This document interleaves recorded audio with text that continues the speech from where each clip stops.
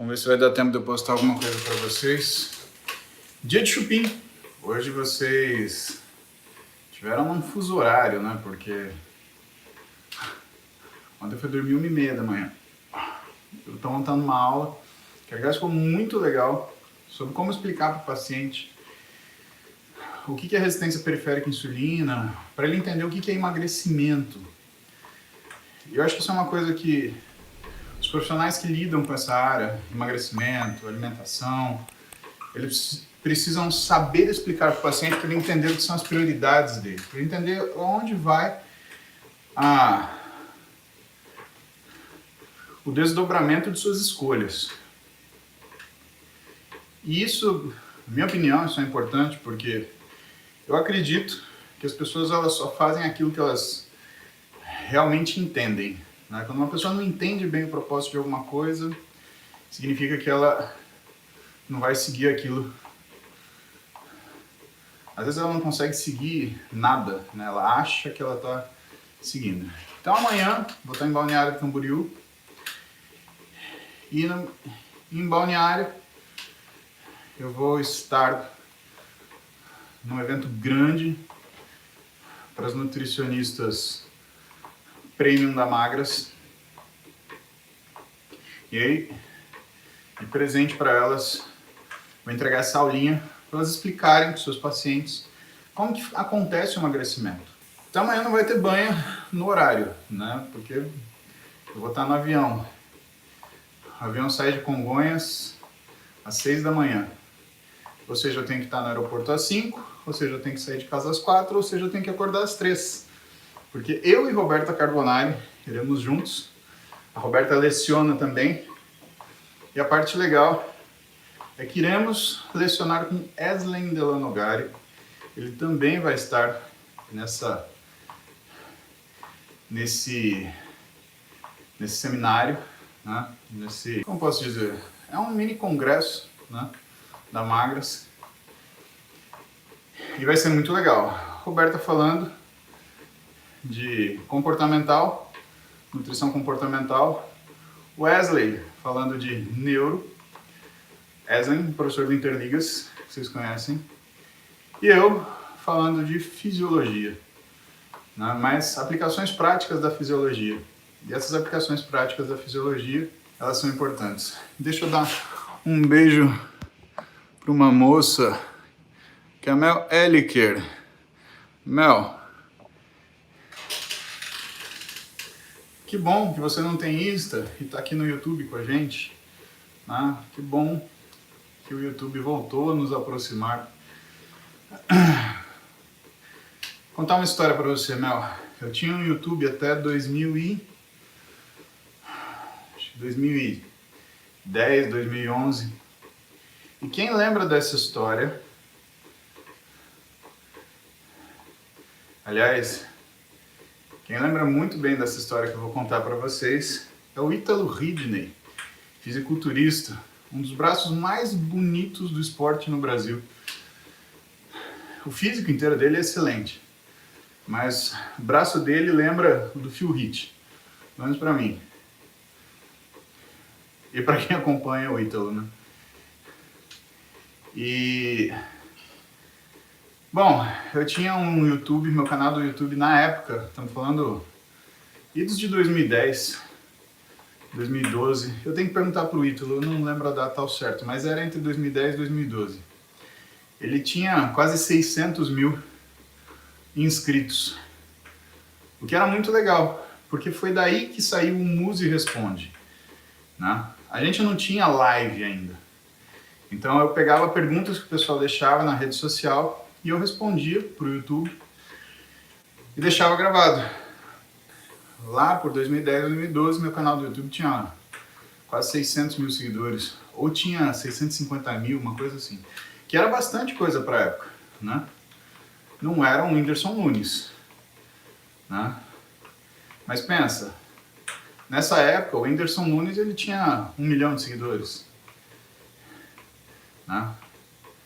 Eu tinha 650 mil para falar de coisa chata que é medicina, né? Porque pra galera, né, às vezes é chato, é árduo, né? E aí, cara, começaram a botar na minha cabeça que aquilo era autopromoção, propaganda desleal, porque eu falava bem com as pessoas. E para evitar encheção de saco, porque a medicina ela tem um conselho muito rigoroso, eu peguei e apaguei o canal, plaf, do zero. E aí a gente começou de novo, e quem apagou para mim foi o Ítalo, porque eu não conseguia mexer, né? E aí, a gente começa de novo, eu volto ao YouTube, então, Mel, que bom que a gente pode estar aqui hoje, né? Hoje o tema é lesão, como eu deixei preparado na pauta que eu soltei para vocês no Stories, no começo da semana. Mas eu vou soltar de novo essa pauta para vocês saberem. Quinta-feira, então, a priori, a gente vai falar de lesão. Eu só preciso responder o Caio Carmona, que mandou um superchat aqui no YouTube. E a pergunta do Caio é: atual gargalo é recuperação pós-treino. 42 anos, BF de 28%, dieta, creatina e whey já incluídos. Algo mais a fazer? Valeu. Caio, 28%, se você avaliou na bioimpedância, ele é um percentual alto, porque daria por dobras alguma coisa na casa de 14 a 16%, dependendo do protocolo que você utilizar. Na Falkner, normalmente é a metade do que dá a bioimpedância. Por que isso? A bioimpedância, ela mede o percentual de gordura de acordo com a carcaça. Então, se você faz a bioimpedância, você está vendo a velocidade da passagem da corrente entre os seus tecidos superficiais e a sua musculatura. Então, aquilo de gordura visceral que as bioimpedâncias mais simples avaliam, na verdade, isso é uma estimativa, né? E é muito, muito, muito impreciso. Então, pensando em 28% de uma bioimpedância até tetrapolar, você está falando de uns 14% Falkner, isso é um percentual alto. Gargalo não é a recuperação do treino. Eu afirmo para você.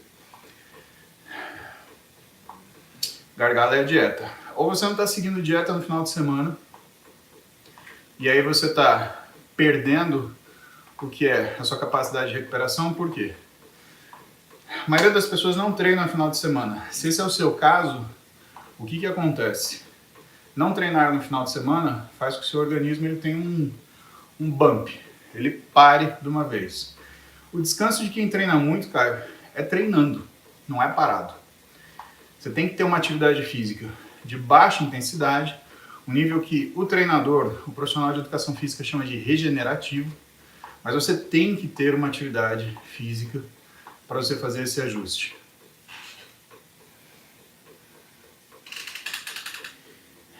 E aí, é mais importante você fazer dieta no final de semana, por exemplo, do que durante a semana.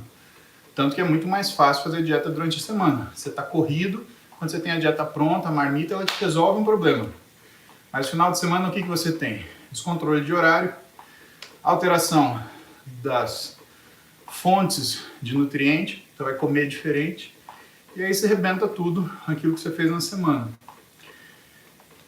Isso responde também para o que a gente chama de síndrome da segunda-feira. Em vez de você chegar segunda-feira carregado de energia para você treinar, você chega exaurido e aquele treino, tô morrendo, tá? Então, eu iria mais na manha antes de falar, meu déficit é recuperação. Primeiro, porque o seu percentual de gordura é alto para um cara que está treinando e que busca performance. Segundo, porque é muito difícil diagnosticar déficit de recuperação como fator de incapacidade de ganho de forma física. Porque ele se desdobra em um monte de coisa. Intervalo entre séries, né? Se o teu intervalo não te permite fazer o exercício completo, você tem 4 séries de 10 programada, você fica falhando na sexta, quinta, oitava série. Você não fez o trabalho, né?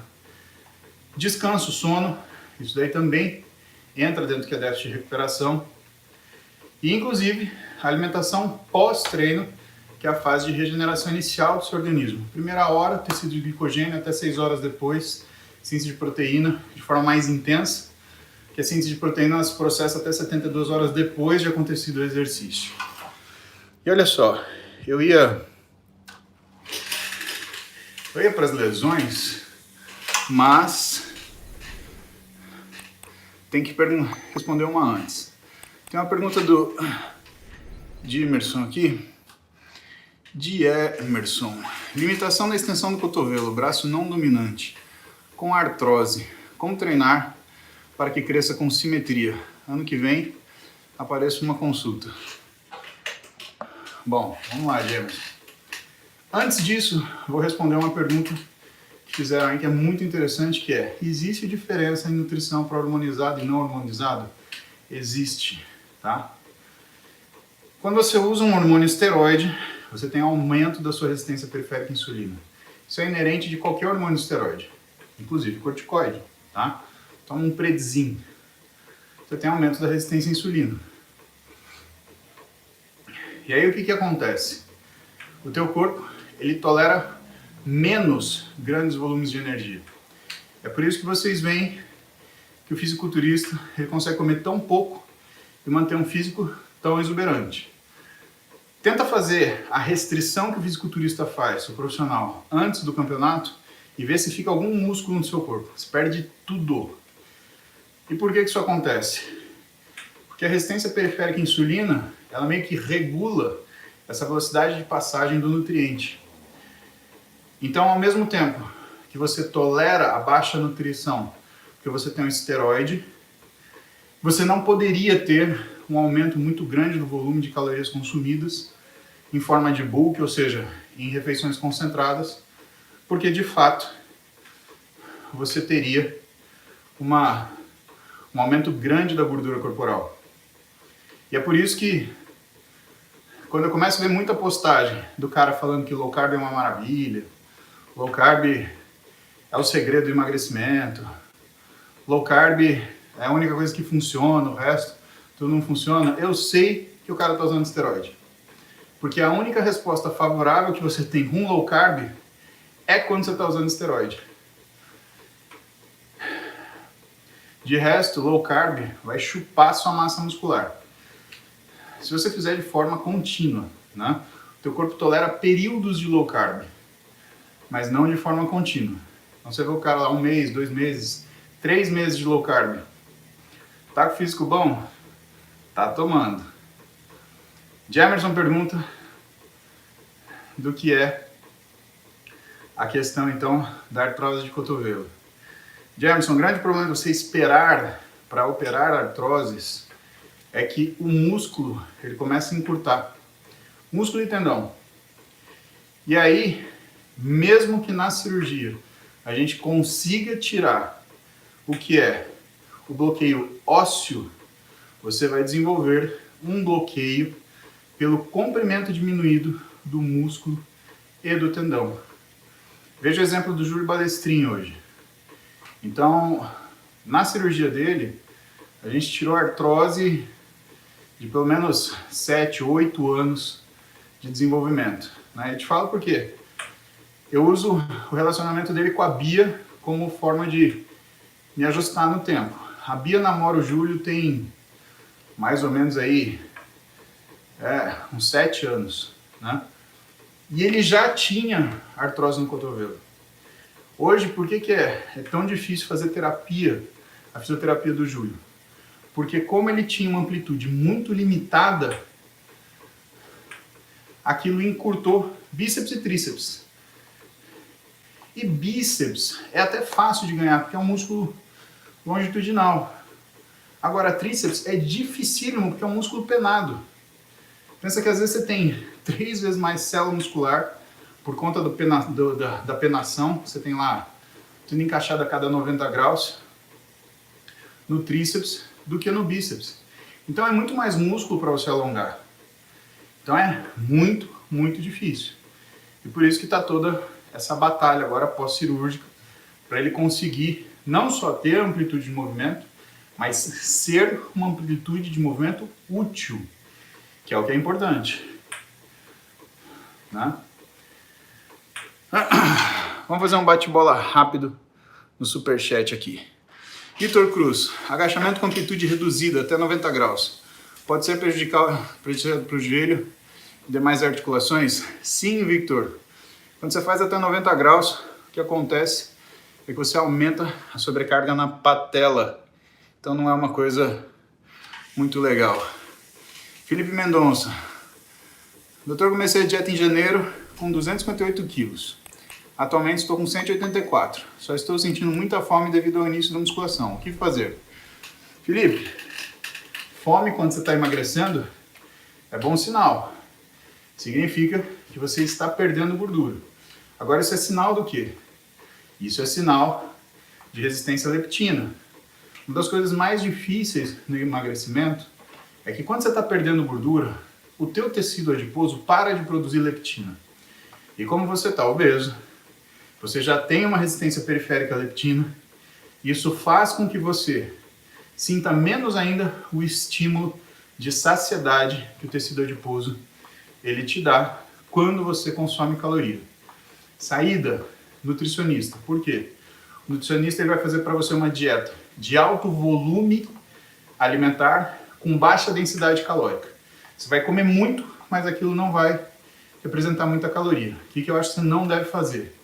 Cara, não é hora de pasta de amendoim, pão, macarrão. Por quê? Porque esses alimentos têm uma alta concentração calórica. E no caso de pão, macarrão, você tem uma alta concentração de carboidrato. Essa é a hora de batata inglesa, é a hora de batata doce, é a hora de legumes.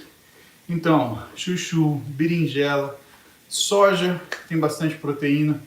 Então você pode até comer bastante, mas você tem que comer bastante certo. E para fazer essa dieta para você tem que ser um nutricionista.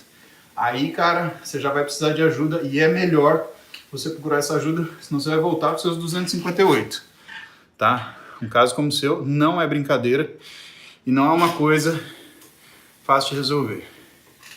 E finalmente o Rômulo aqui, sinto um barulho de areia no meu joelho esquerdo ao fazer extensão. O que pode ser isso? Esse barulho de areia, Rômulo, chama-se crepitação.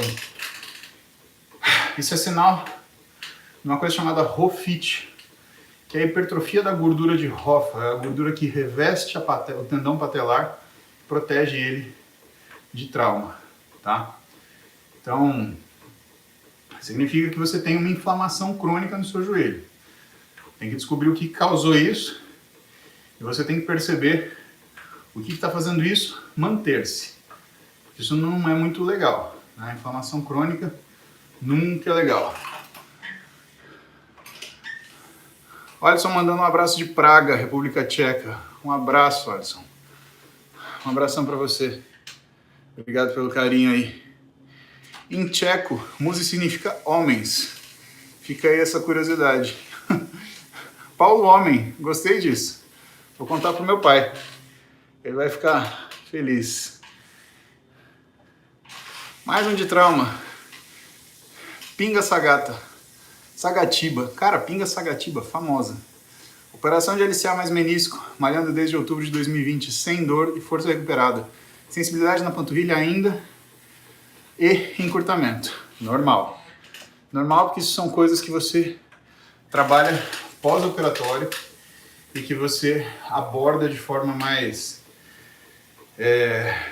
consegue abordar de forma mais própria quando você ganha uma capacidade física dentro daquilo que é o fisiológico normal. Você opera, você fica abaixo do fisiológico, fisioterapia, chega no fisiológico, treinamento, suprafisiológico, hora do suprafisiológico, tá? 1 ano, bora pro suprafisiológico. Vamos ver a pergunta do Insta. Cris, como saber qual problema a pessoa tem no joelho, ombro, a partir de alguns movimentos?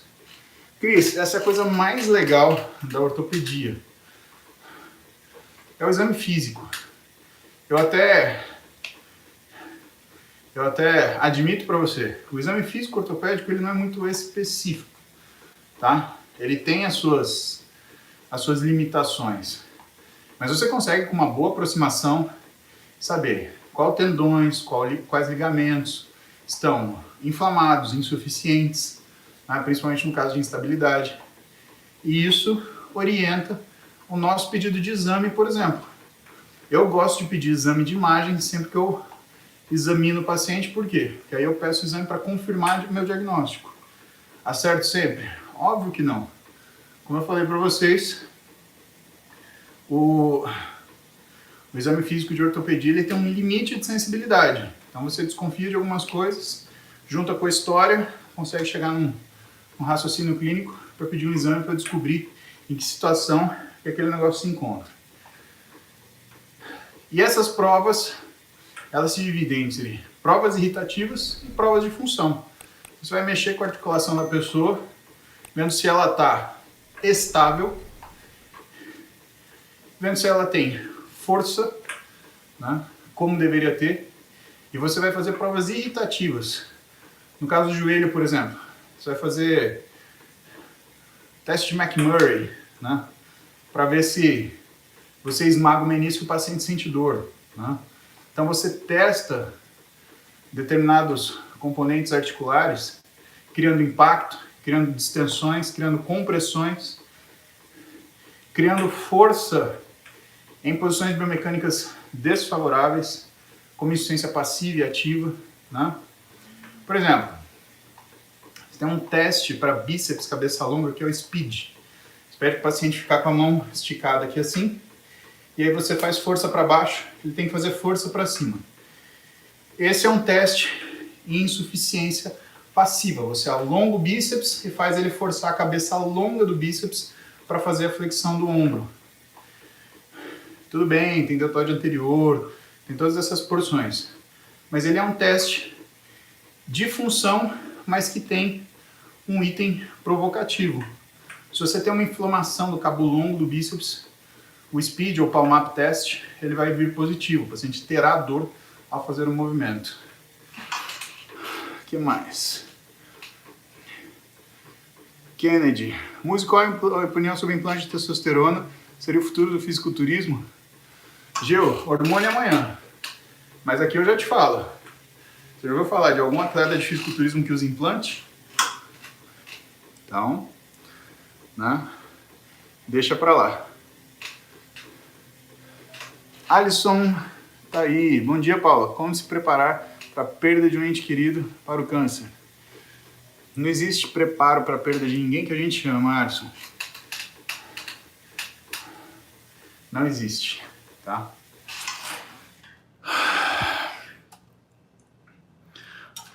Vamos ver mais um superchat aqui enquanto isso. Karina. Joelho estala, range, crepita, osso cartilagem, parece que moendo. Quando agacha, estende, sem dor. O médico diz que é desgaste é assim mesmo. Karina, falar que é desgaste, na verdade, é uma simplificação muito rápida, né? Então, existe uma inflamação, né? Com certeza, porque o crepitar e o ranger, normalmente, é você escutando o que é uma hipertrofia de tecido adiposo que fica dentro da cartilagem, que aumenta por causa da inflamação. Lembra que o tecido adiposo em vigência de inflamação, ele hipertrofia, às vezes hiperplasia também. E a gente só tem que descobrir que tipo de lesão anatômica você tem. Pode ser que não, pode ser que seja só uma alteração inflamatória. Você falar que não tem dor vai no sentido de ser uma lesão inflamatória. Aí a gente tem que ajustar seus hábitos. Mas pode ser que ache algum tipo de lesão anatômica. E aí, opera ou não opera? Você não tem dor? Não opere. Tá? A grosso modo, a gente opera quando o paciente tem dor e a cirurgia ela é uma forma de você tratar essa dor. 114 batimentos, vamos pro Luciano. Bom dia. Firme na recuperação do tendão, seguindo recomendações. Ontem foi ao médico, mas ele não retirou os pontos. Luciano, aguenta aí. Na ortopedia, nós às vezes deixamos os pontos um pouco mais tempo, porque você tem o risco de uma coisa chamada deiscência da cicatriz. Às vezes pode abrir por causa da tensão mecânica, né? Falando em tensão mecânica, eu vi uma pergunta aí no Superchat sobre Hashimoto e dificuldade para ganho de massa, perda de gordura. Então, isso acontece principalmente para ganho de massa. Por quê? Fase ativa do Hashimoto, às vezes você tem hipertireoidismo por destruição de célula folicular, que é o iniciozinho. Você faz um hiperzinho. E o que acontece? Com o T3 livre muito elevado, você tem um déficit de expansão de mionúcleo. Então você treina, na hora de fazer a reparação do tecido muscular, aquele mionúcleo que vai expandir e cobrir, entre aspas, né? Fazer parte daquela célula, entre aspas, danificada, né? Você não tem a expansão completa porque o T3 está muito alto. E na fase de hipotireoidismo do Hashimoto, já é um Hashimoto tardio, o que você tem? Você tem uma outra coisa, que é oh meu Deus do céu! Você tem o déficit de fusão do mionúcleo. Por quê? Falta T3 livre, você acaba não tendo a fusão do mionúcleo, porque ela é dependente de T3 livre. Isso faz com que você não consiga recuperar sua massa muscular. E tem uma terceira razão, né? O Hashimoto é uma doença autoimune. Isso significa que uma série de interleucinas estão aumentadas, principalmente 1, 6, 10, né? Interleucinas que codificam, por exemplo, destruição muscular. Então a inflamação assim, principalmente por essas interleucinas mais TNF-alfa, elas têm a característica de detonar sua massa muscular. Qualquer inflamação para o músculo é ruim, pessoal. Se tem inflamação, é ruim. Ó, mais uma perguntinha aqui e vamos que vamos. O João tem diabetes, teve pré-diabetes aos 12 e 13, hoje tem 17, mantém níveis de insulina controlados, mas consome malto e outros carbos. Consumo de açúcares para superávit calórico. Pode me trazer problemas? João, se você tem diabetes, não dá para você usar recomendações de carboidrato que as pessoas que não têm diabetes, elas fazem. Por quê? Porque se você tem diabetes, de base você tem uma resistência periférica à insulina e você acaba evoluindo para uma baixa captação periférica de glicose. Então o que tem que fazer com você?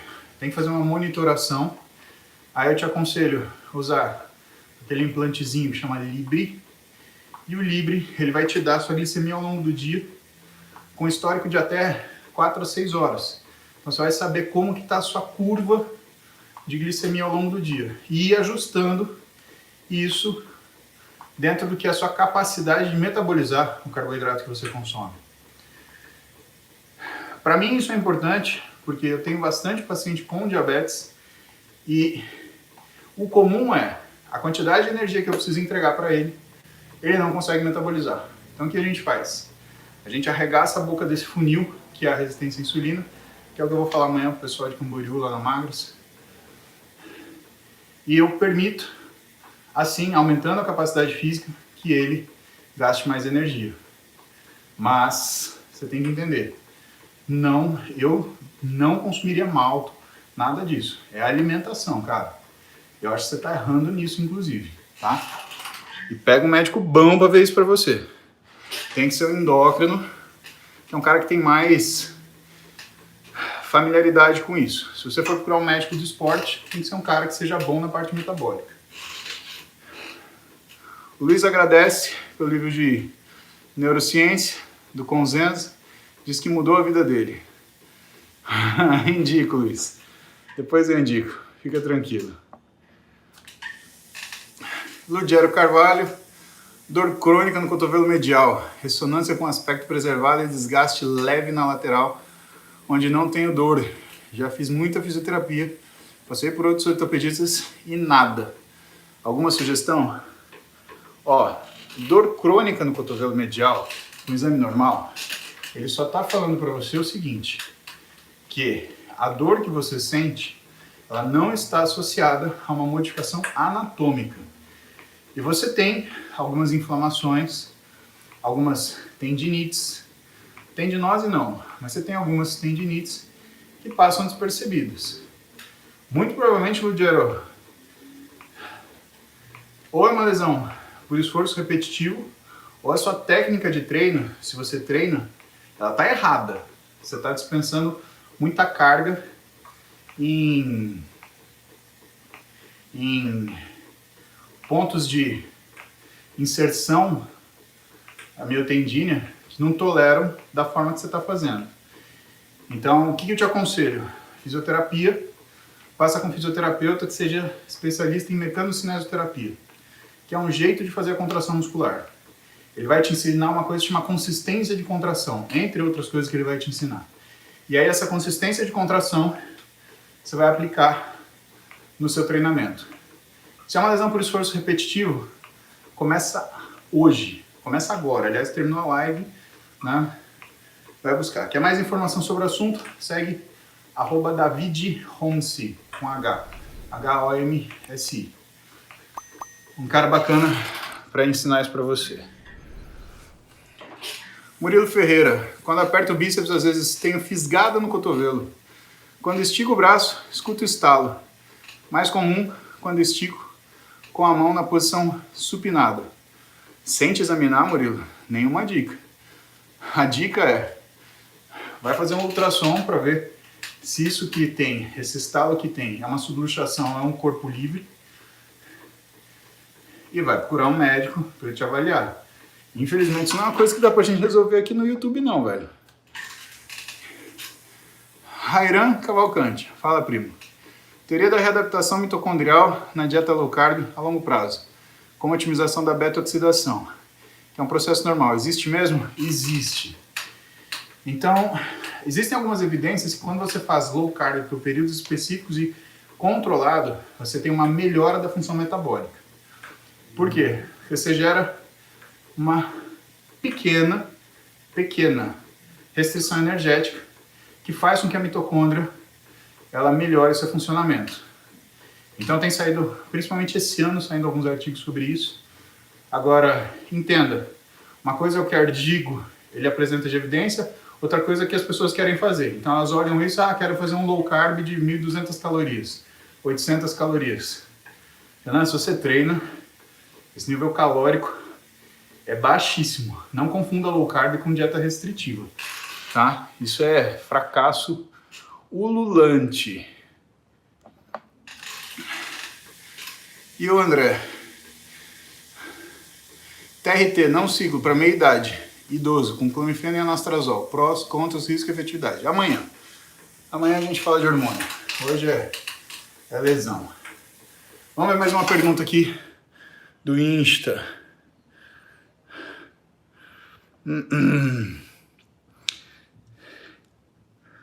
Olha, o Edson, 1,95 m de altura, ectomorfo, comum sentir dor no ombro e joelho com o tempo. Bom, Edson, com 1,95 m de altura, você nem precisa falar que você é ectomorfo, né? Com certeza você é ectomorfo. 95% de chance de você ser ectomorfo. A questão é a seguinte, membros longos, braço de alavanca longo. Então, quando você estiver trabalhando em insuficiência passiva, ou seja, com seu músculo muito alongado, ou na posição de alongamento máximo, você aumenta muito o nível de tensão em ênteses, que é o lugar onde o tendão entra no osso, tá? Entra no osso. E isso vai fazer com que você tenha um risco aumentado para inflamações. Cara, aí é o bom senso, né? Você tem que treinar, claro, todos têm que treinar com cuidado, mas você tem que treinar com cuidado maior. Eu sou um cara de 1,85 m. Quando eu pego o comprimento do meu antebraço, eu faço um cálculo de física para ver quanto de força tem no meu tendão do bíceps em relação ao que eu ponho de peso na palma da minha mão, é como se eu multiplicasse o peso por 8. Ou seja, 10 quilos na palma da minha mão significam 80 no tendão do meu bíceps. Você tem 1,95 m, você deve ter, sei lá, 5, 10 centímetros a mais de antebraço que eu, sei lá, pode colocar aí 10, 12. Isso quer dizer que você tem que ser mais cuidadoso com o peso do que eu, tá? Por conta de alavancas, certo? Pessoal, preciso ir, senão eu vou chegar atrasado. Beijo pra vocês. Amanhã, se der pra gente fazer uma subanha, como eu falei pra vocês, amanhã eu tô em Camboriú, né? Dando aula pra magras. E final de semana que vem, tô em Campo Grande, pela Helva Pharma. E vai estar lá Maria Helena, que é ortop. E vai ter... Mariana estudou comigo.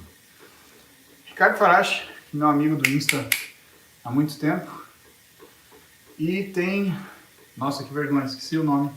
Tem um nutrólogo que vai estar com a gente também. E vai ser muito legal. Eu vou lembrar, que feio, perdão. Mas é que de manhã, essa hora sem comer, depois do treino, é azedo.